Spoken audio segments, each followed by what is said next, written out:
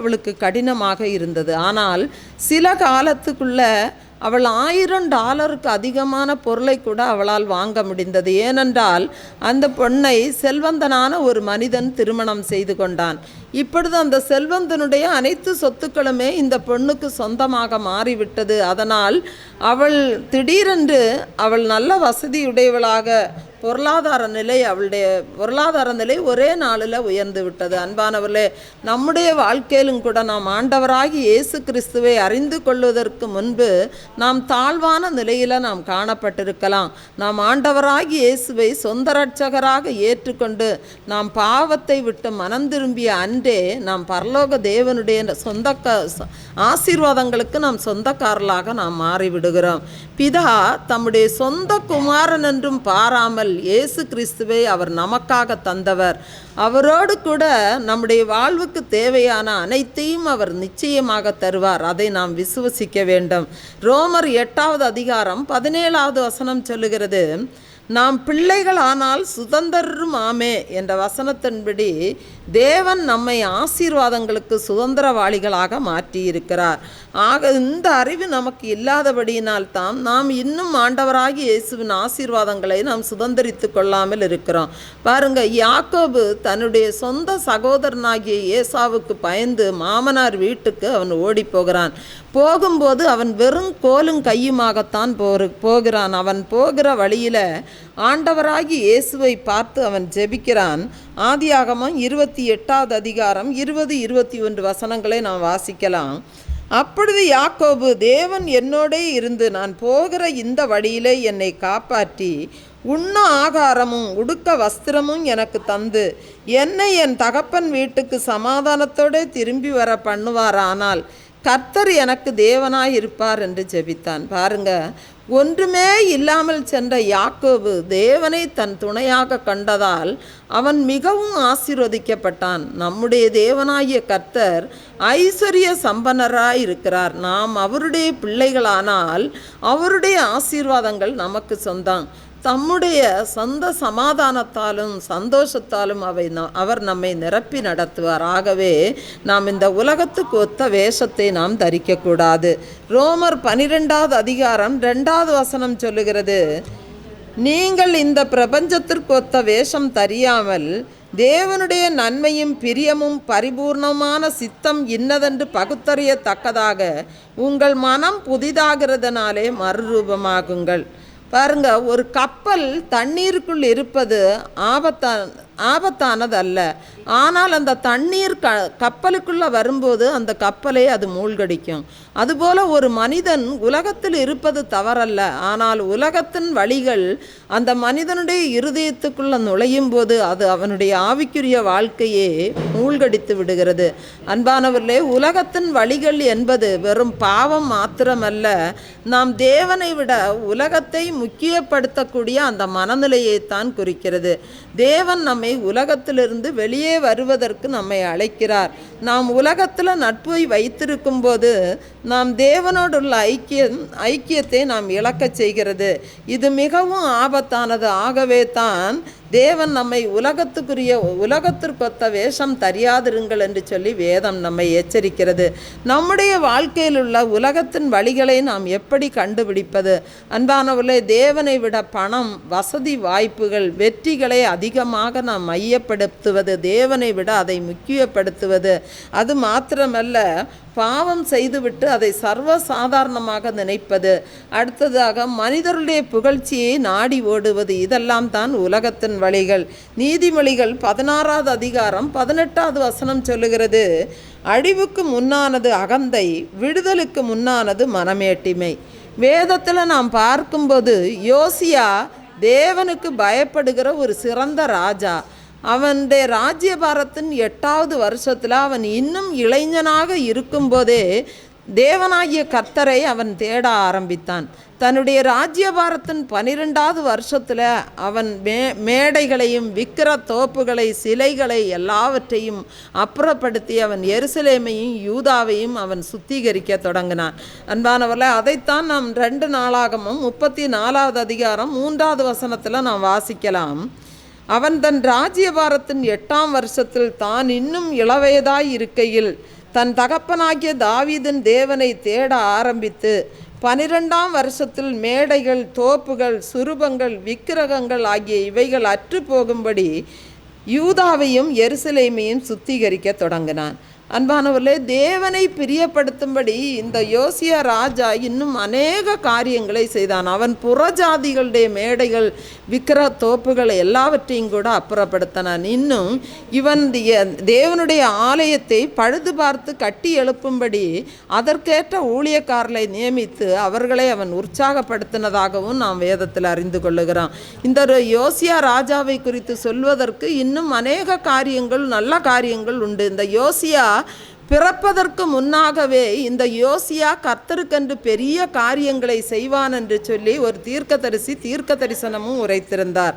2 ராஜாக்கள் 35வது அதிகாரம் 18வது வசனம் சொல்லுகிறது, தீர்க்கதரிசியாகிய சாமுவேலின் நாள் தொடங்கி இஸ்ரவேலில் அப்படிக்கொத்த பஸ்கா ஆசரிக்கப்படவில்லை. யோசியாவும் ஆசாரியரும் லேவியரும் யூதாவனைத்தும் இஸ்ரவேலில் வந்திருந்தவர்களும் எருசலேமின் குடிகளும் ஆசரித்த பஸ்காவைப் போல இஸ்ரவேல் ராஜாக்களுள் ஒருவனும் ஆசரித்ததில்லை.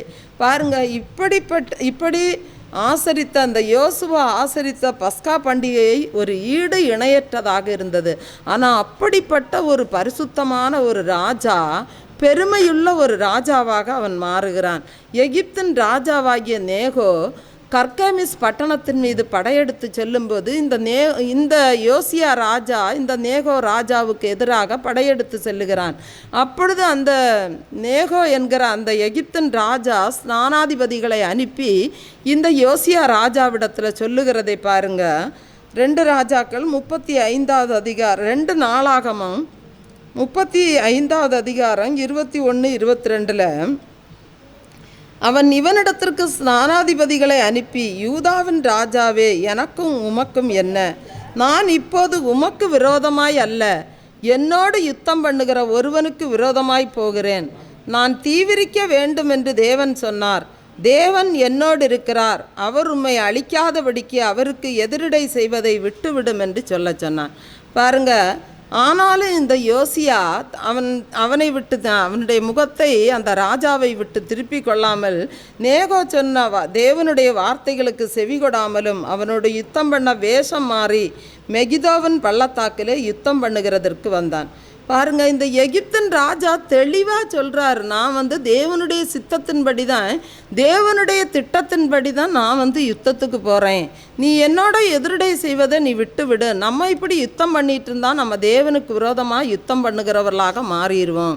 அப்படி ஆனாலும் இந்த யோசியா ராஜாவுக்கு அவனுடைய பெருமையும் அவனுடைய அகங்காரமும் அதை தடுத்து நிறுத்த முடியவில்லை.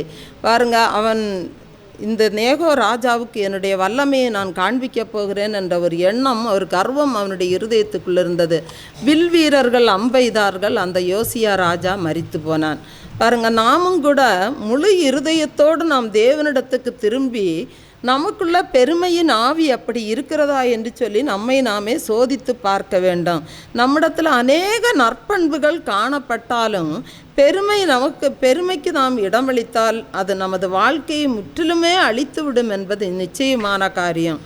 1 யோவான் 1வது அதிகாரம் 8வது வசனம் சொல்லுகிறது, நமக்கு பாவம் இல்லை என்பதுமானால் நம்மை நாமே வஞ்சிக்கிறவர்களாயிருப்போம், சத்தியம் நமக்குள் இராது. அன்பானவர்களே, ஒரு போதகரிடத்தில் 2 பேர் வந்தாங்க. ஒருத்தன் மிகவும் வருத்தத்தோடு, நான் பெரிய பாவம் செய்தேன், எனக்கு இந்த பாவத்திலிருந்து விடுதலை கிடைக்குமா என்று சொல்லிட்டு அவன் கண்ணீரோடு கேட்டான். இன்னொரு சொல்கிறான், நான் இவனை போல் பெரிய பாவம் எல்லாம் செய்யலை, நான் சின்ன பொய்கள், சின்ன ஏமாற்று இப்படி நிறைய செய்திருக்கேன், இதெல்லாம் தண்டனைக்குரிய குற்றமா என்ன அப்படி என்று சொல்லி கேட்டான். அப்போ அந்த போதகர் சிரித்தார். சிரித்து விட்டு முதலாவது நபரிடத்தில் சொன்னார், நீ ஒரு பெரிய பாறாங்கல்லை தூக்கிட்டு வா அப்படின்னு சொன்னார். 2வது நபர்கிட்ட சொன்னார், ஒரு சாக்கு பையை கொடுத்து இந்த சாக்கு பை நிறைய சின்ன கற்களை பொறுக்கிட்டு வா அப்படின்னு சொன்னார். 2 பேருமே அந்த ஊழியக்காரர் சொன்னது போல் செய்து கொண்டு வந்தாங்க. இப்போ அந்த ஊழியக்காரர் சொன்னார், நீங்கள் இந்த பொருளை, இந்த கற்களை எந்த இடத்துல எடுத்தீங்களோ அந்த இடத்துல கொண்டு சரியாக அந்த இடத்துல கொண்டு வையுங்க அப்படின்னு சொன்னார். முதலாவது நபர் அந்த பாறாங்கல்லை எடுத்து அதே இடத்துல சரியாக கொண்டு வச்சார். ஆனால் 2வது ஆள் கேட்குறாரு, இது எப்படி வைக்க முடியும்? இந்த சின்ன சின்ன கற்களை நான் எப்படி இருந்த இடத்துல கொண்டு அதே இடத்துல சரியாக வைக்க முடியும்? அது கூடாத காரியம் அப்படின்னு சொல்லிட்டு சொன்னார். அப்பொழுது இது முடியாதல்லவா, நீ இதே மாதிரி சின்ன சின்ன பொய்கள், சின்ன சின்ன ஏமாற்று வேலைகள்னு சொல்லி நீ எத்தனையோ தவறுகளை நீ செய்திருக்க. நீ எத்தனை பேரை காயப்படுத்தினேன்னு கூட உனக்கே தெரியாது. நீ செய்தது தவறு என்பதை கூட நீ உணர்ந்து கொள்ளுகிற ஒரு மனநிலை கூட உனக்கு இல்லாதவன். அவனுக்கு ரட்சிப்பு சுலபம், உனக்கு தான் ரட்சிப்பு கடினம் என்று சொல்லி அந்த ஊழியக்காரர் சொன்னார். அன்பானவர்களே, வேதத்தை நாம் பார்க்கும்போது சிம்சோன் பிறப்பதற்கு முன்பாகவே தேவனால் முன்குறிக்கப்பட்டவன், மிகப்பெரிய ஒரு பராக்கிரமசாலி. அவன் 300 நரிகளை பிடித்து வாளோடு வாள் சேர்த்து கட்டி அதில் பந்தத்தை வைத்து கொளுத்தி பெலிஸ்தியருடைய வெள்ளாண்மையை முற்றிலுமாக அவன் அழித்து போட்டவன். சிங்கத்தோட வாயை 2ஆக கிழித்து போட்டவன். ஒரு கழுதையின் தாடை எலும்பை வைத்து அவன் 1000 பேரை கொன்று போட்டவன். பாருங்க, தேவனுடைய அபிஷேகத்தை அவன் நிரம்ப பெற்றவன். தான் யார் என்பதை மறந்து தேவனுடைய வார்த்தையை அவன் புறந்தள்ளி ஒவ்வொரு முறை பாவத்தில் விழுந்து அவன் எழும்பும்போது அவனுடைய பலத்தைத்தான் அவன் நம்புகிறான். அன்பானவர்களே, அதனால் தேவன் அவனை விட்டு விலகினார் என்பதை கூட அவன் அறியாதவனாய் எப்பொழுதும் போல தனக்கு பலம் உண்டு என்று சொல்லி அவன் எழுந்தான். முடிவு என்ன தெரியுமா? எதிரிகள் அவனுடைய கண்களை பிடுங்கி அவனை வேடிக்கை பொருளாக்கி அவனை மாவரைக்க வைத்ததை நாம் பார்க்கிறோம். பாருங்க, இஸ்ரவேலின் ஒரு நியாயாதிபதி, ஒரு பராக்கிரமசாலி, அவர் பரிதாபமாக இறந்து போகிற ஒரு சூழ்நிலையை நாம் பார்க்கிறோம். அன்பானவர்களே, நாம் நினைக்கலாம், நான் ஒன்றும் பெரிய பாவம் செய்வதில்லை, நான் சின்ன சின்ன தவறுகள் செய்வது பாவம் இல்லை என்று சொல்லி நமக்கு நாமே ஆறுதல் சொல்லிக் கொள்வோமானால் சிறிய அலட்சியம் கூட மிகப்பெரிய பாவத்தில் முடியும் என்பதில் சந்தேகம் இல்லை. அன்பானவர்களே, பாவத்தின் சம்பளம் மரணம் என்பதை நாம் அறிந்தவர்களாக நாம் பாவத்தை உதறி தள்ளிவிட்டு ஆண்டவராகி இயேசுவை நோக்கி நம்முடைய ஓட்டத்தை ஓடக்கடவும். நமது கண்கள் இயேசுவையே நோக்கி இருக்கட்டும். அப்பொழுது தேவனுடைய ஆசீர்வாதங்களுக்கு நாம் சொந்தக்காரர்களாக மாற முடியும் என்பதில் எந்த சந்தேகமும் இல்லை. நாம் ஒரு பாடலை கூட கரங்களை தட்டி உற்சாகமாக தேவனை பாடி மகிமைப்படுத்தலாம்.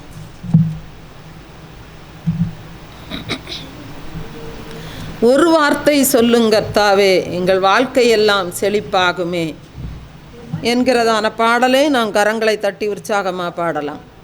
ஒரு வார்த்தை சொல்லுங்கர்த்தாவே, எங்கள் வாழ்க்கையெல்லாம் செழிப்பாகுமே. ஒரு வார்த்தை சொல்லுங்கர்த்தாவே, எங்கள் வாழ்க்கையெல்லாம் செழிப்பாகுமே. உம் வார்த்தையிலே சுகம், உம் வார்த்தையிலே மதுரம், உம் வார்த்தையிலே எல்லாம் சந்தோஷம்.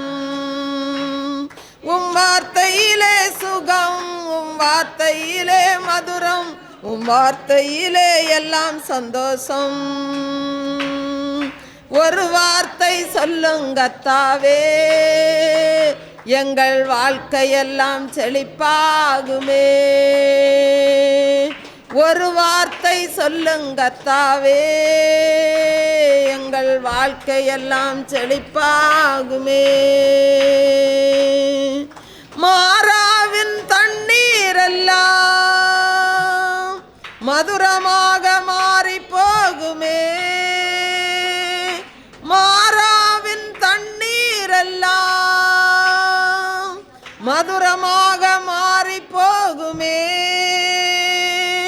கண்ணீர் மாறிடும், துக்கம் மாறிடும், நீர் ஒரு வார்த்தை சொன்னால் போதுமே.